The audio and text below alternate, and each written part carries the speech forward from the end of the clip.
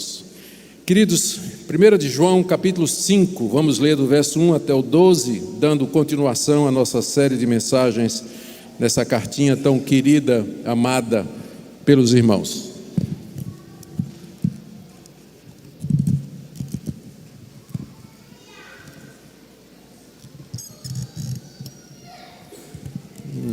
Acho que melhor sem.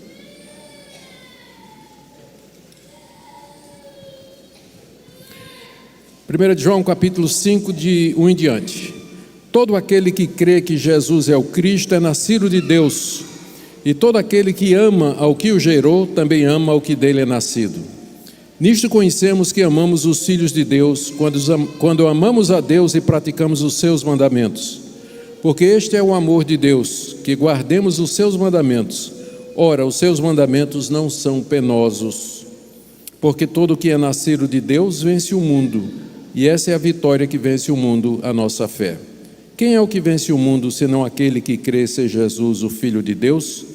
Este é aquele que veio por meio de água e sangue, Jesus Cristo, não somente com água, mas também com a água e com sangue.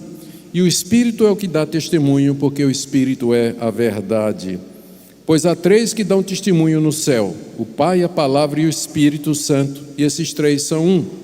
E três são os que testificam na terra: o Espírito, a água e o sangue, e os três são unânimes num só propósito. Se admitimos o testemunho dos homens, o testemunho de Deus é maior. Ora, esse é o testemunho que ele dá acerca do seu Filho. Aquele que crê no Filho de Deus tem em si o testemunho. Aquele que não dá crédito a Deus o faz mentiroso, porque não crê no testemunho que Deus dá acerca do seu Filho. E o testemunho é esse, que Deus nos deu a vida eterna, e essa vida está no seu Filho. Aquele que tem o Filho tem a vida, aquele que não tem o Filho de Deus não tem a vida. Até aqui a leitura da Escritura, nós já oramos e vamos então para a exposição do texto. Na mensagem anterior, João advertiu os seus leitores sobre a necessidade deles terem discernimento espiritual, porque muitos profetas, falsos profetas, já tinham saído pelo mundo espalhando um evangelho diferente daquele que tinha sido pregado pelos apóstolos de Jesus Cristo. Então, ser crente cristão não significa ser naive, que é a palavra que eu gosto no inglês. Uma tradução seria ingênuo, ou seja, acreditar em tudo que ouve, só porque alguém chega dizendo que é de Deus, que tem um título de pastor ou qualquer outro título religioso, não quer dizer que aquela pessoa seja necessariamente de Deus. É preciso que nós tenhamos discernimento para poder descobrir quem vem falando da parte de Deus ou quem fala pelo espírito do erro, o espírito do anticristo, como nós vimos na mensagem anterior. E João então apresentou alguns testes para que nós pudéssemos averiguar se as pessoas que chegam até nós, elas realmente são enviadas de Deus ou vieram por conta própria, ou pior ainda, movidas pelo espírito do erro, pelos demônios. E nós agora veremos na mensagem dessa manhã como João toma os três testes mais relevantes para descobrirmos a verdade e os coloca juntos nessa passagem. Até aqui ele vinha dando esses testes espalhados pela carta, nos capítulos de 1 a 4. Mas aqui no capítulo 5 ele junta esses testes e termina falando a respeito do testemunho que Deus dá a respeito de Cristo, a respeito da verdade. Então é isso que nós queremos falar nessa manhã e no final fazer uma aplicação para a nossa vida. Vamos começar então vendo de 1 a 5, onde João coloca esses três testes juntos. Esses três testes foram colocados por João diante dos seus leitores, pelos quais eles poderiam discernir o espírito da verdade e o espírito do erro. Ou seja, que critérios eu posso usar para dizer que aquele pastor, ele está falando da parte de Deus ou não, que aquela igreja é uma igreja bíblica, é uma igreja que realmente vale a pena você frequentar, ou se aquele ministério é realmente um ministério voltado para as coisas de Deus ou tem outras intenções. João colocou três testes. E esse procedimento era necessário porque as igrejas às quais João escreveu essa carta, elas estavam passando por esse problema. Pregadores itinerantes estavam chegando nessas igrejas e eles diziam coisas diferentes daquelas que João tinha ensinado, Paulo tinha ensinado, que o próprio Jesus tinha ensinado. Esses mestres, por exemplo, eles diziam que Cristo não tinha um corpo humano real. O corpo de Cristo era uma ilusão, tipo assim, um holograma. Se você metesse a mão, atravessava, não era real, mas era uma projeção o corpo de Cristo. Por que eles diziam isso? Porque na cabeça deles, como é que Deus poderia assumir uma natureza humana? Deus é espírito e a matéria é alguma coisa passageira, inferior. O corpo é material. Como é que Deus pode se unir ao que é material? Então eles diziam que Cristo, porque era Deus, não podia ser humano. A humanidade de Jesus era fake, não era verdadeira, mas era apenas uma ilusão e uma aparência. Consequentemente, eles diziam que o que nós fazemos com o nosso corpo é irrelevante para a salvação.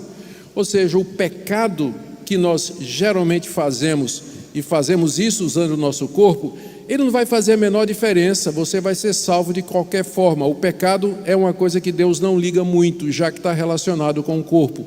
Então esses falsos mestres permitiam a libertinagem, permitiam que as pessoas vivessem de acordo com seus desejos e suas paixões, dizendo que Deus estava ok com aquilo, não era problema nenhum para eles. E eles também diziam, consequentemente, que nós não precisamos nos preocupar com as necessidades dos nossos irmãos, uma vez que o que se relaciona com o corpo é inferior. Se algum irmão meu está passando fome, está passando sede, tem alguma necessidade material, não é da minha conta, eu não tenho nenhuma obrigação ou necessidade de cuidar dele, de ajudar as necessidades, já que isso não vai fazer a menor diferença para Deus. E eles também ensinavam que eles tinham um conhecimento secreto que Jesus não disse aos seus 12 discípulos, mas que revelou a eles. O nome dessa seita, vocês já devem ter ouvido, era a seita dos gnósticos. Ela começou no final do século I, um pouquinho antes, quando João escreve essa carta, eles já tinham tido alguma influência e eles continuaram alguns anos ensinando isso, e foi somente no século II que a igreja considerou esse tipo de ensino como sendo herético e colocou todas essas pessoas, como eles podiam, os mestres especialmente, para fora das igrejas. Mas levou um tempo, foi a primeira grande heresia cristã, foi esse movimento chamado de gnosticismo. Muito bem, João já tinha apresentado esses 3 testes espalhados pelos capítulos de 1 a 4. Lembra bem quais são? Primeiro, o teste doutrinário. Quem nega que Jesus veio em carne, isso aí não é de Deus. O teste moral, quem vive na prática do pecado, esse não é de Deus. E o teste social, quem não cuida das necessidades do seu irmão, também não vem da parte de Deus. Agora ele junta esses 3 testes aqui no capítulo 5, para nos dar uma visão geral de como nós podemos discernir a verdade e o erro. E eu anotei aqui nos versículos de 1 até 5, pelo menos 6 ou 7 pontos que João deseja que os seus leitores estejam conscientes aqui. Primeiro, ele diz que quem crê em Cristo foi realmente regenerado por Deus, e isso aqui é o teste doutrinário. Verso 1: todo aquele que crê que Jesus é o Cristo é nascido de Deus. Pessoas que só nasceram da carne e do sangue, elas nunca vão reconhecer Jesus como sendo o Cristo. É primeiro necessário que Deus faça uma intervenção na vida da pessoa, que a pessoa nasça de novo, ela passe por uma transformação espiritual, para que ela possa reconhecer que Jesus é o Cristo. Senão, ela vai simplesmente dizer que Jesus é um mestre da religião, Jesus foi uma pessoa boa, o maior filósofo do mundo, foi um reformador judeu, e aquelas outras ideias a respeito de Jesus que são muito comuns no mundo afora, mas que são completamente erradas. Para que você saiba, reconheça que Jesus é o Filho de Deus, você tem que ser nascido de Deus. Primeiro, Deus regenera o seu coração e depois você crê que Jesus de fato é o Filho de Deus. Segundo, quem ama a esse Deus que o regenerou, também vai amar o seu irmão, que igualmente nasceu de Deus. É o final do verso 1. Todo aquele que ama ao que o gerou, que é Deus, também ama ao que dele é nascido, que são os nossos irmãos. E aqui você tem o teste social. Se eu amo ao Deus que fez com que eu nascesse de novo, para que eu pudesse crer que Jesus é o Filho de Deus, eu também vou amar os meus irmãos em Cristo, porque eles passaram pelo mesmo processo. E aqui está a base para o verdadeiro amor cristão. Eu amo os meus irmãos porque eles foram gerados de Deus como eu também. Então não é a questão se eles são feios, bonitos, ricos, pobres, educados ou ignorantes. Nós todos temos isso em comum. Nós todos fomos gerados por Deus, nascidos do Espírito Santo, e reconhecemos que Jesus é o Filho de Deus. Essa é a base do verdadeiro amor cristão. Não é a questão de você gostar ou não da pessoa, mas porque nós partilhamos da mesma natureza, regenerados que fomos pelo Espírito Santo de Deus. E aqui você tem o teste social. Agora o terceiro ponto. Amar ao irmão consiste em praticar os mandamentos de Deus, porque alguém pode dizer, mas pastor, tudo bem, nós temos que amar os irmãos, mas na prática, como é que isso se aplica? E João responde isso aqui no verso 2, olha, nisso conhecemos que amamos os filhos de Deus, quando amamos a Deus e praticamos os seus mandamentos. Aqui está o teste moral. Se eu amo, como é que eu sei que eu amo a Deus e que amo os meus irmãos? Você vê que isso aqui é uma espiral, né? O argumento de João é assim, um ponto puxa o outro, daí vai puxando o outro e assim por diante. E aqui nós já chegamos no teste moral. Eu sei que eu amo a Deus e eu sei que eu amo meus irmãos se eu guardo os mandamentos. E é claro, dá uma olhada nos mandamentos. Não terás outros deuses diante de mim, não farás para ti imagens de escultura, não tomarás o nome do Senhor teu Deus em vão, lembra-te do dia de descanso para o santificar. Os 4 primeiros mandamentos têm a ver com amor a Deus. Eu não posso ter outro Deus, Ele é o único Deus. E os outros mandamentos têm a ver com amor ao próximo. Eu tenho que respeitar a autoridade do próximo, eu tenho que respeitar o nome do próximo, eu tenho que respeitar a mulher do próximo, o casamento do próximo, as propriedades do próximo e a vida dele. Não matarás, não dirás falso testemunho, não adulterarás, não cobiçarás nada que pertença ao seu próximo. Então, o amor se expressa através dos mandamentos. Se eu amo meu irmão, eu vou respeitar o que ele é, o que ele tem, o nome dele, a família dele, a esposa dele, os filhos dele e assim por diante. É isso que significa amar. E aqui você tem a prova de quem é de Deus ou não. Porque quem diz que é de Deus, mas adultera, cobiça a mulher do próximo, rouba o próximo, mente a respeito do próximo, esse é um falso profeta. É um falso professo, não é um crente verdadeiro. 4º lugar, amar a Deus igualmente consiste em guardar os seus mandamentos. Já falei disso, vamos pular para o 5º. Os mandamentos de Deus não são penosos para quem nasceu de Deus. Isso aqui é alguma coisa desafiadora, né? O verso 3 diz assim, porque este é o amor de Deus. Quer dizer, é nisso que você prova que você ama a Deus, que guardemos os seus mandamentos. Isso eu já falei. Ora, os seus mandamentos não são penosos. Eita, isso aqui muita gente vai dizer, pastor, como assim os mandamentos de Deus não são penosos? Pensa bem, honra teu pai e tua mãe. Não matarás. Quando Jesus disse que quem odiar ou detestar uma pessoa no coração, já quebrou esse mandamento. Não adulterarás. Jesus disse que quem olhar para a mulher do próximo, ou o marido da próxima, com intenção impura, no coração já adulterou. Não dirás falso testemunho, ou seja, nunca mentir. Não tirar a vida do próximo, já falei. Não cobiçar absolutamente nada do seu próximo. Quem é que pode fazer estas coisas? João não está dizendo que é possível. Ele está dizendo que quem ama a Deus, quem nasceu de Deus, ele considera os mandamentos de Deus algo deleitoso, prazeroso. Sua conduta na vida é o caminho pelo qual viver. Não é mais penoso. Por quê? Porque ele nasceu de Deus, ele recebeu o Espírito Santo de Deus, ele agora recebe de Deus a graça de fazer estas coisas. Antes, a lei de Deus é odiosa. Antes de você nascer de Deus, a lei de Deus lhe condena, porque você quebra todos os mandamentos. Mas agora que você foi perdoado, nasceu de novo, os mandamentos de Deus não são pesados. Como disse Davi, como nós lemos no texto, como foi lido no texto aqui pelo pastor Samuel: quanto amo a tua lei, é minha meditação todos os dias. Tenho prazer na tua lei. O que foi que Jesus disse?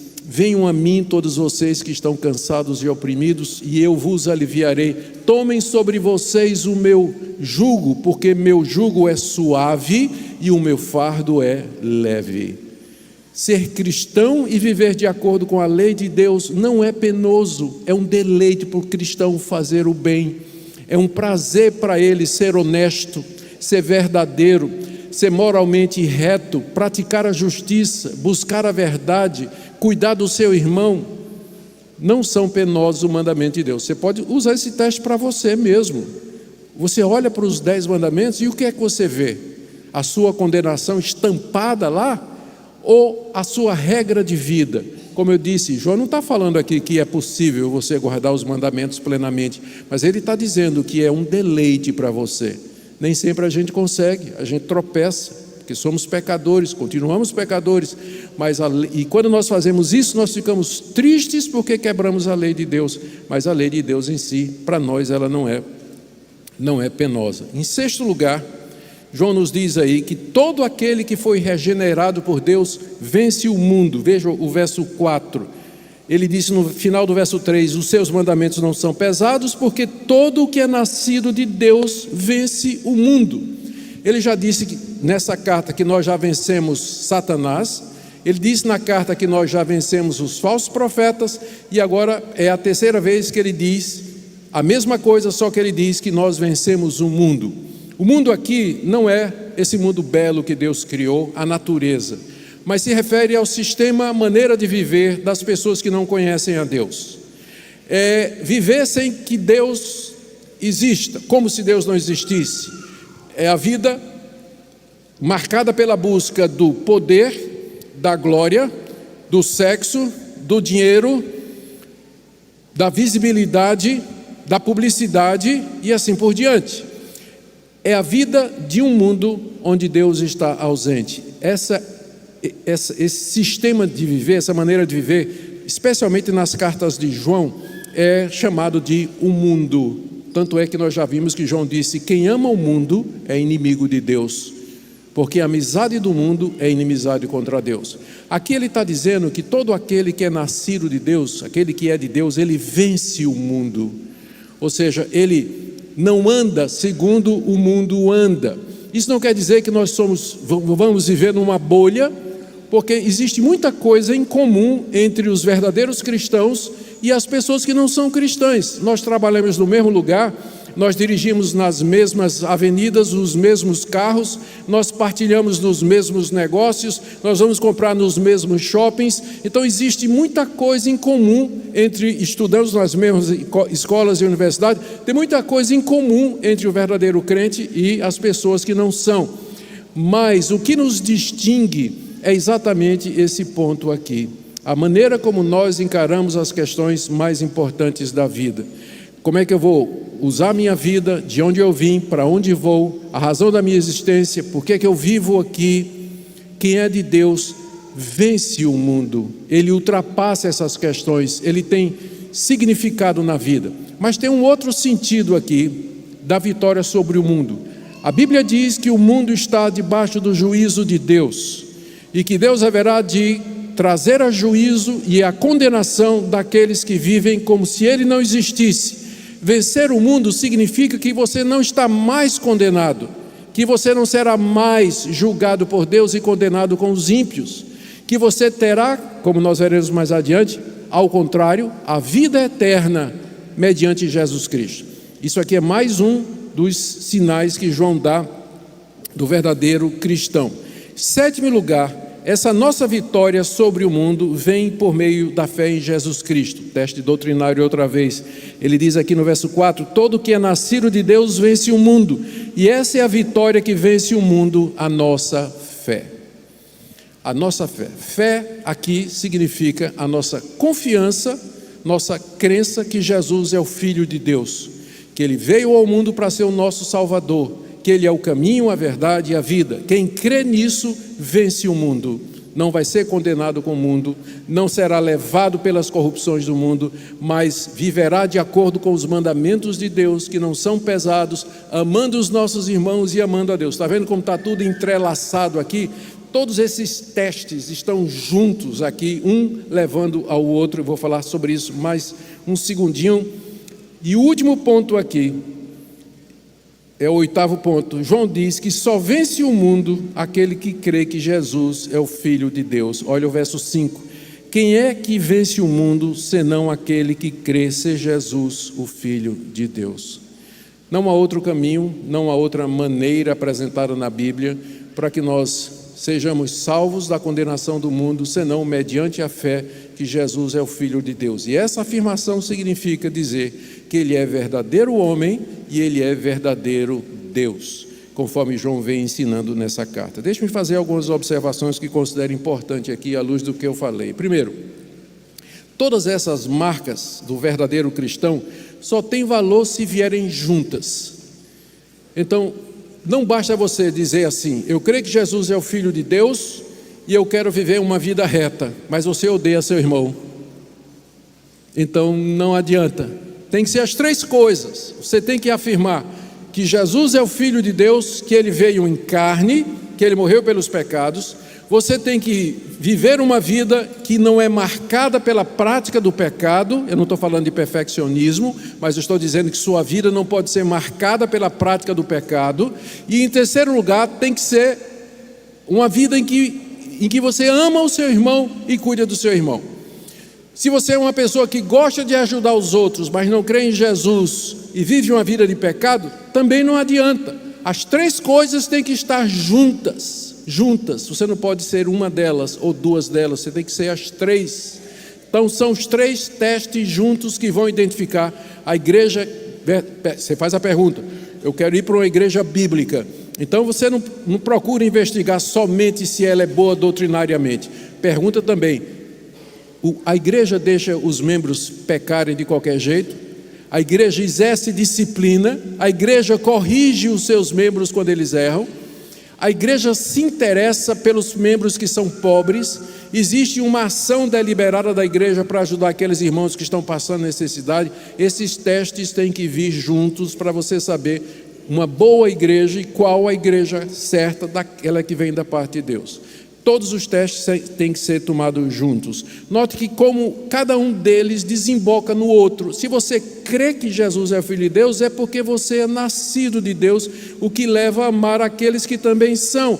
E isso significa que você, na prática, vai mostrar esse amor guardando os mandamentos. Então está tudo junto e uma coisa leva a outra. Nós não podemos despregar como alguns querem. É muito interessante a gente ver isso aqui, né? Algumas igrejas evangélicas, o pessoal diz assim, esse negócio de doutrina mata, a letra mata, o Espírito vivifica, né? Nós não precisamos ter conhecimento teológico, vamos praticar o bem. Não tem essa divisão aqui, porque ação social sem uma doutrina boa é pragmatismo. Espiritualidade sem uma doutrina boa é misticismo. Nós precisamos de ter essas coisas juntas. E uma boa doutrina sem amor ao irmão e sem uma vida moral reta é ortodoxia morta. Nós precisamos ter todas essas coisas juntas para que nós vivamos o cristianismo na sua plenitude e não apenas um pedaço disso. Embora esses testes eles não sejam exaustivos, porque há outros na Bíblia, mas eles são suficientes para você examinar a mensagem dos pregadores. E em nossos dias nós podemos fazer a seguinte aplicação que eu já mencionei aqui. Um crente verdadeiro não nega a pessoa de Cristo, não vive na prática do pecado, nem fecha o coração para a necessidade dos irmãos. Examine os pregadores a partir desses critérios e, o mais importante, examine sua própria vida. Quando eu estava fazendo, as pessoas podem se iludir, não é? Quando eu estava fazendo o meu doutorado, final do doutorado na Holanda, eu tinha um professor, o Dr. Van der Walt, que ele era professor de teologia sistemática. E ele contava para nós, ele contou uma vez na sala de aula para nós uma experiência que eu achei muito interessante.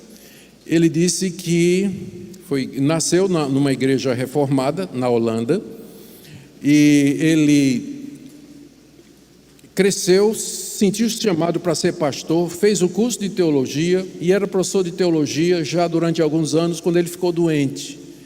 E ele foi para o hospital.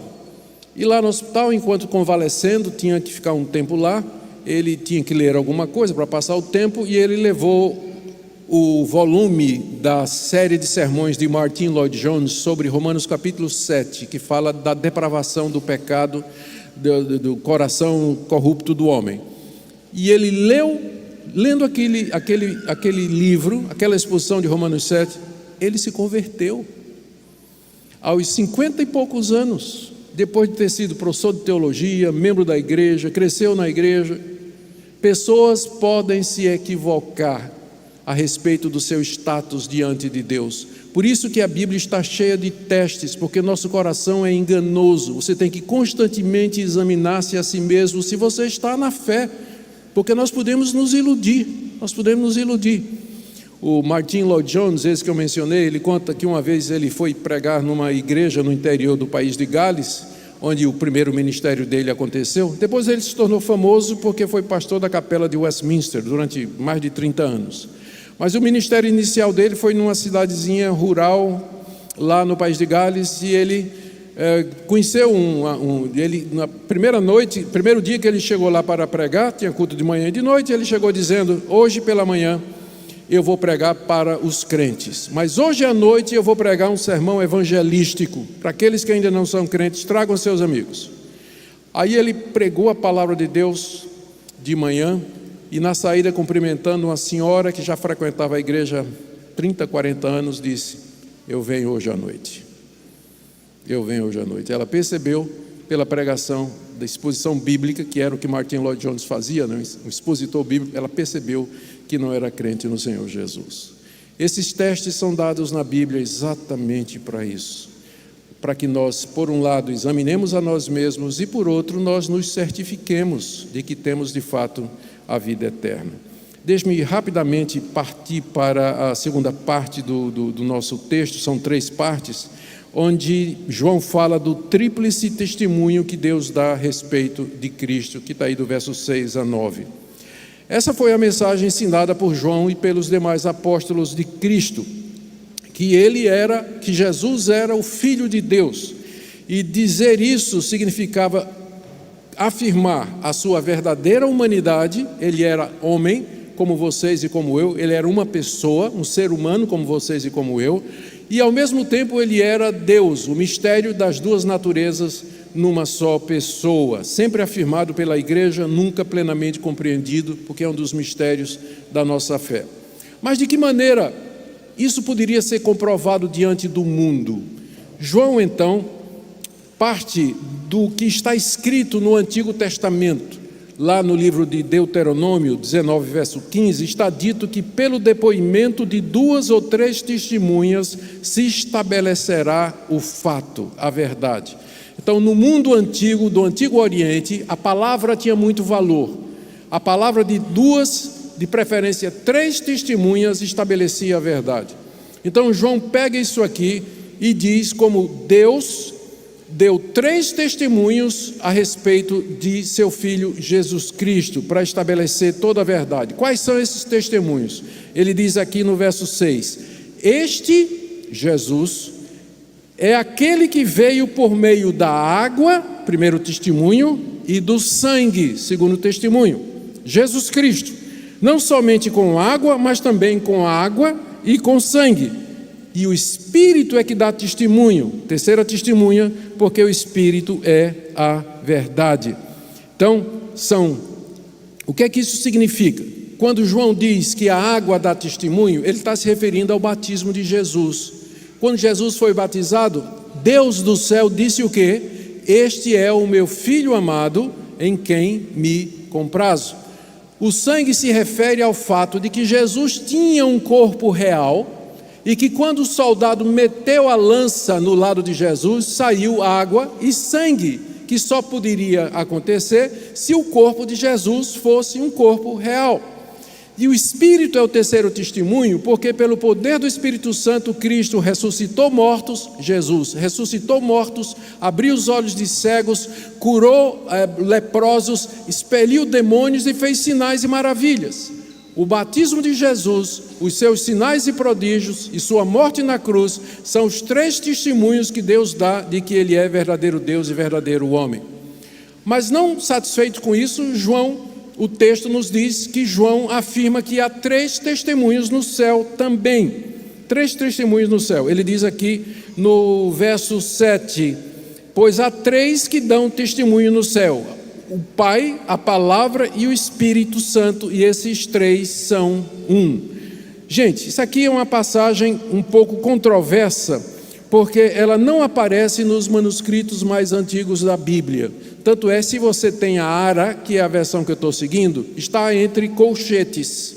Já quem usa a Nova Almeida atualizada, NVI, NVT, esse texto já nem aparece, porque os editores, os que trabalham com crítica textual, acham que esse texto aqui, três no céu dão testemunho, Pai, Filho e Espírito Santo, não foi João que escreveu. Eles dizem que esse texto tem origem num sermão que Cipriano, pai da igreja, pregou no século IV, e que um escriba pegou essa expressão, colocou na margem do manuscrito, e na próxima vez que aquele manuscrito foi copiado, jogaram para dentro do texto.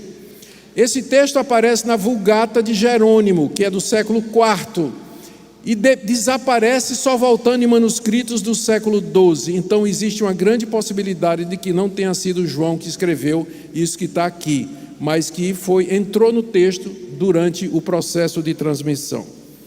E aí o que é que nós dizemos diante disso aqui? Eu vou dizer o seguinte, que eu sempre tenho dito. Primeiro, mesmo que não tenha sido escrito por João, nós devemos considerar o seguinte: Deus pode ter usado o escriba para colocar essa verdade no texto. Ou Deus só inspirou uma pessoa. Deus podia ter inspirado um escriba para colocar essa verdade no texto. Segundo, o argumento de João aqui não depende dessa passagem, porque continuam sendo três testemunhos na terra, né? Mesmo que João não tenha colocado os três testemunhos do céu, ainda assim permanece o argumento dele. E terceiro, a doutrina da Trindade não depende dessa passagem para ser provada. Existem outros textos do Novo Testamento. Bom, como essa versão aparece nos textos mais tradicionais, como a Bíblia que nós usamos, a ARA, eu vou comentar como se fosse parte do texto e como se João de fato tivesse escrito, porque não aparece nos textos mais antigos gregos, mas aparece na grande maioria, 90% dos textos gregos da primeira de João, mas que datam do século XII para cá. Então, são três os que dão testemunho no céu a respeito de Cristo: o Pai, que deu testemunho de Cristo no batismo e no monte da transfiguração; a Palavra, que é o próprio Cristo, que realizou sinais e prodígios; e o Espírito, que capacitou Cristo a realizar essas obras prodigiosas. E no final, João diz assim: e esses três são um. Esses três são um, são unânimes num só propósito. Deus deu testemunho do seu Filho, de que Jesus de Nazaré de fato era o enviado dele, o Salvador desse mundo. E agora vamos para a penúltima parte do que nós queremos dizer, que é a certeza da vida eterna, que está do verso 11, do verso 9 até, deixa eu misturar as páginas aqui, está certo, o tríplice testemunho. Tá. Vamos agora para o verso 9 até o verso 11, onde nós temos, o verso 10, aliás, que é onde João menciona as duas possibilidades diante do testemunho de Deus. A linha de raciocínio é clara. Deus deu testemunho a respeito de Jesus: água, sangue, Espírito. Todas essas coisas apontam que Jesus é o Filho de Deus. Como é que você vai reagir a isso? Só tem duas formas, você não pode ficar indiferente, são apenas duas maneiras de reagir. Primeiro, verso 9: você aceita o testemunho. Se admitimos o testemunho dos homens, 3 pessoas, o testemunho de Deus é maior. Ora, esse é o testemunho que Deus dá acerca do seu Filho, aquilo que nós já vimos. Então, reação número 1: aquele que crê no Filho de Deus, em si tem o testemunho. Em si tem o testemunho. Se você crê em Jesus como Filho de Deus, Deus vai dizer no seu coração isso. Essa é a forma de certeza de salvação que o apóstolo Paulo menciona em Romanos capítulo 8, e o Espírito testifica com o nosso espírito que nós somos filhos de Deus. Se você crê que Jesus é o Filho de Deus, o Espírito Santo vai dizer no seu coração: você é meu, você de fato crê. Você em si mesmo tem o testemunho. Segunda opção: aquele que não dá crédito a Deus o faz mentiroso, porque não crê no testemunho que Deus dá acerca do seu Filho. Lembra da história de Pedro e do lobo, né? Quem não crê no testemunho que Deus dá, Deus está dizendo: ele é meu filho, ele é meu filho, ele é meu filho. E ele não está brincando, ele está dizendo a verdade. Quem não crê no testemunho que Deus dá a respeito de Jesus, faz de Deus mentiroso. E por último, que testemunho é esse que Deus dá no nosso coração? Verso 11 e 12, o testemunho é esse: que Deus nos deu a vida eterna, e essa vida está no seu Filho. Deus nos deu a vida eterna. A vida eterna começa aqui, não é depois da morte não, porque a vida eterna consiste em conhecer a Deus e a Jesus, e isso continua depois da morte. A morte não é o fim, na verdade é o portal para a plenitude dessa vida, onde nós viveremos eternamente com Deus e o Senhor Jesus e os nossos irmãos. Isso é um dom de Deus, é uma dádiva. Deus nos deu a vida eterna, e essa vida, ele diz, está no seu Filho Jesus Cristo. Conclusão, verso 12: aquele que tem o Filho tem a vida, aquele que não tem o Filho não tem a vida. Essa é a grande questão que você tem que perguntar para você. Eu tenho Jesus Cristo, eu creio nele. Se você tem a vida eterna. Eu quero terminar com a pergunta aqui, 2 perguntas. A primeira é essa: o que João esperava dos seus leitores quando ele escreveu isso aqui? Ele esperava que nenhum deles acreditasse na mentira daqueles itinerantes que estavam falando um outro evangelho, que eles fossem cristãos maduros o suficiente para discernir a verdade do erro. Terceiro, que eles se examinassem à luz desses testes para ver se eles mesmos eram filhos de Deus. E, mais importante, para que eles tivessem certeza da vida eterna. Quando eu digo, às vezes, conversando com uma pessoa, que eu tenho certeza da minha vida eterna, a pessoa olha para mim e diz: mas isso não é um pouco arrogante da sua parte? Eu geralmente respondo: seria arrogante se a vida eterna fosse algo a ser conquistado por meio das minhas obras, dos meus méritos, da minha prática religiosa. Mas a vida eterna é uma dádiva de Deus. Ela é dada a todo aquele que crê que Jesus é o Filho de Deus, e você pode receber isso hoje, nessa manhã, mediante a fé em Cristo Jesus. Você ouvir essa exposição e não crer no testemunho que Deus dá do seu Filho, você está dizendo que Deus é mentiroso, você está dizendo que a mensagem da Bíblia é mentirosa, você está dizendo que Deus está prometendo coisas, gritando lobo, quando não tem lobo nenhum, é brincadeira. Mas Deus não brinca conosco, Ele está falando a verdade. Quem crê no seu Filho tem a vida eterna. E essa é a aplicação que eu quero fazer. O que Deus espera de nós depois de termos ouvido essa exposição aqui? Primeiro, que nós creiamos no seu Filho, que nós amemos a Deus de todo o coração, que nós amemos uns aos outros de todo o coração e que nós vivamos de uma maneira que seja digna dele. Que Deus aplique essa palavra no seu coração nessa manhã, que você saia daqui reflexivo, pensativo, mas por outro lado também se regozijando na vida eterna que nos é dada gratuitamente por Deus. Vamos orar. Ó Deus, obrigado pela Tua palavra, Obrigado que o Senhor não brinca conosco. Obrigado pelo testemunho histórico a respeito de Jesus de Nazaré, do seu batismo, da sua morte, da sua ressurreição. Obrigado pelas testemunhas oculares que escreveram a Bíblia. Obrigado porque essa verdade nos chega até o dia de hoje. Te damos graças porque o Senhor nos dá a vida eterna mediante a fé em Cristo Jesus. Pedimos ao Deus que sondes o coração de cada pessoa aqui presente, que o Senhor confirme no coração daquele que crê a certeza da vida eterna. E se há alguém aqui iludido a respeito do seu status diante de Deus, Senhor, nós pedimos que o Senhor fale ao seu coração, que a luz possa brilhar no meio das trevas. Graças te damos por tudo que tu és e tens feito, em nome de Jesus.